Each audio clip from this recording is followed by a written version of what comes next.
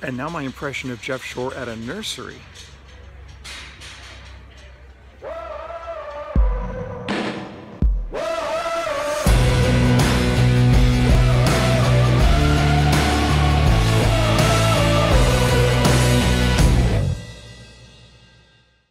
Hey, I'm downstairs in our bonus room, and I guess I've never shown this. We collect signs that have the word shore in them. So there you go, a little quick sneak peek right there. But I also have a question that came in for Ask Jeff, and the question is, how do we slow our customers down? Sometimes customers, they don't seem to want our help. They just want us to get in and get out. How do we slow them down a little bit?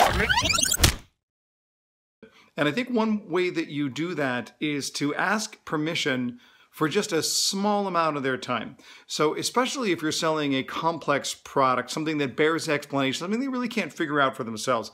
If you say to them, you know, if I could take just 30 seconds to give you a quick overview of what we have here, it'll make your tour, your visit a lot more enjoyable, a lot more understandable, okay? So what I'm doing here is I'm just offering them a 30-second proposition, just 30 seconds to give you a sense of what's going on in exchange for a clear understanding of what you're going to see. I think that's a pretty good trade-off if you're a customer, right? If you're the customer, I'm going to give you 30 seconds of my time. In exchange, I'm going to get a clear understanding of what you want to show me.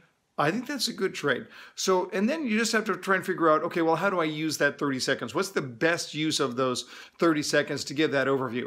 Because in the 30 seconds, you're not trying to give a comprehensive overview.